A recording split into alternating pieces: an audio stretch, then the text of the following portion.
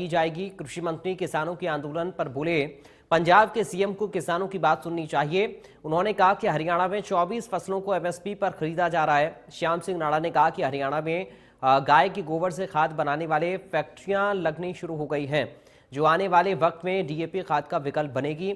उन्होंने कहा कि गाय के गोबर से बनने वाला खाद डीएपी खाद से भी बेहतर होगा।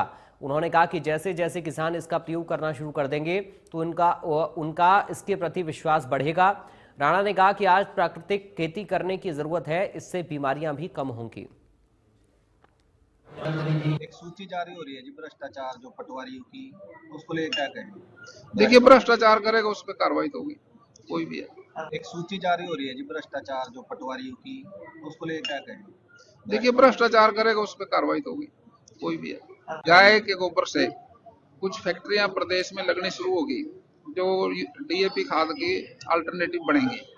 डीएपी खाद से भी बेहतर खाद होगा वो, लेकिन उसका प्रयोग अभी किसान भाई करने लगे हैं। जैसे जैसे उसका प्रयोग बढ़ेगा, लोगों में विश्वास होगा, तो हमारा जो विदेशी मुद्रा का भंडार है वो और भी बचेगा, क्योंकि हम खाद बाहर से मंगाते हैं।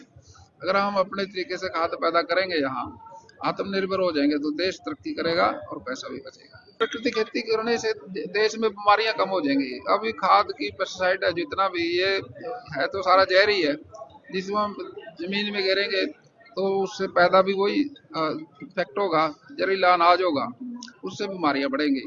तो अब समय आ गया, हमने प्राकृतिक खेती की तरफ बढ़ना चाहिए और उससे ही हम बच सकते हैं। देखिए, वो मसला पंजाब का है। हमारे यहाँ किसान भाइयों के लिए तो हमारे मुख्यमंत्री जी ने, नायब सैनी जी ने बहुत पहले सूझबूझ के साथ काम लिया और नोटिफिकेशन कर दिया एमएसपी का। आगे भी रहेगा, जारी रहेगा। सारी फसलों के पैसे 72 घंटे में किसान के खाते